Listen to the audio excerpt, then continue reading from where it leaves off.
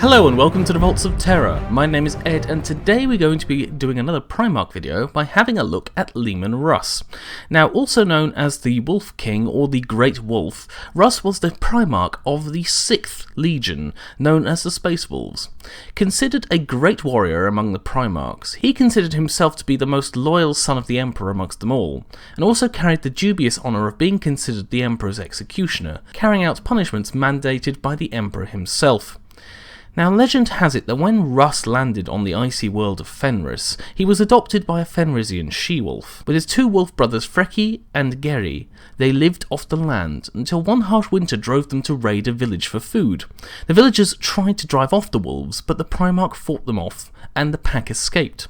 The local king, Thengir of the Russ, sent out a party to hunt down this wolf menace, sending many hunters with poisoned arrows and sharpened knives to finish the wolves off. Many members of the pack were killed, along with the she-wolf who raised and protected the Primarch and one of his wolf brothers.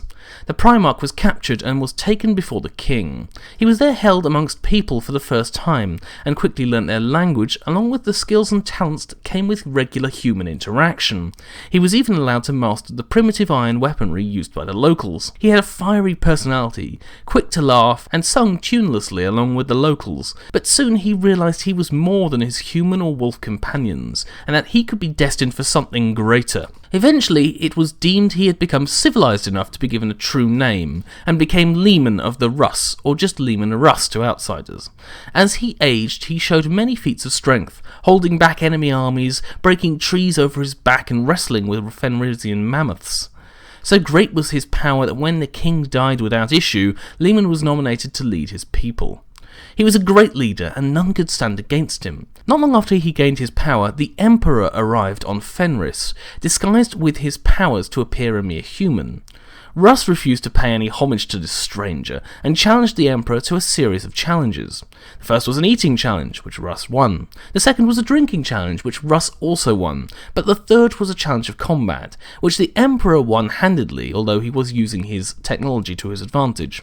Whilst on his back after being beaten, Russ swore to serve the Emperor and join him in his conflicts. Mere weeks later, Russ joined the newly named Space Wolves, the 6th Legion, which he had been put in charge of, leading his portion of the crusade dressed in powerful armour, and his blade made from the teeth of Fenris's great kraken. During the Great Crusade, Leman was a fierce and cunning warrior, loyal to the Emperor and tireless in his pursuits of victory.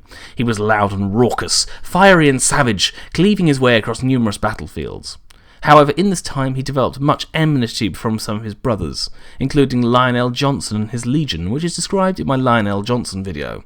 He was also told to bring Angron to the Emperor, when the former refused to end implanting butcher's nails into his legionaries, turning normal Space Marines into bloodthirsty berserk savages.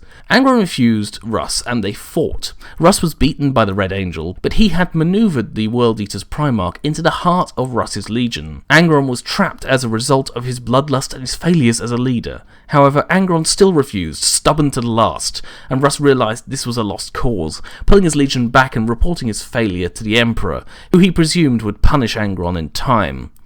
Russ was even at the throat of his brother Magnus of the Thousand Sons over an action they took at the Great Library of Archreach Secundus, where Russ raged at Magnus and promised one day to settle the score. However, not all of his brothers resented Russ.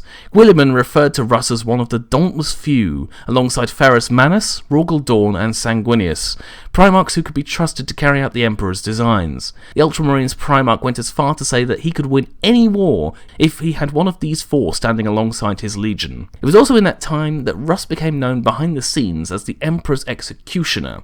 Such was his loyalty, and it was rumoured that he had something to do with the disappearances of the two lost Primarchs, although with little data we can't say for sure. Now, when the heresy began, Magnus tried to warn the Emperor of the heresy, but only caused damage to his laboratories. Russ was sent by the Emperor to return Magnus to Terra to answer for what he had done. However, Horus heard of these orders and secretly changed them, ordering Russ to burn Prospero, the homeworld of Magnus and his 1,000 sons. Russ, ever loyal to the Emperor's orders as far as he was concerned, launched his assault. His bombs fell, and thousands died in the opening salvos, and millions more followed as the Space Wolves stormed the planet's capital.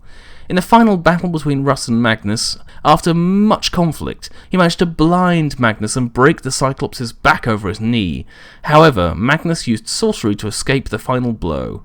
After Prospero, the Space Wolves were assaulted by the Alpha Legion and sheltered in the Alexis Nebula, abandoned by the White Scars who went to answer the Emperor's call, and surrounded on all sides. Russ admitted that blind loyalty had not helped him or his Legion, and that he would make his own path from now on if they were to survive. Ironically, Russ's forces were saved by a detachment of Dark Angels, who assisted their return to Terra after the siege was broken.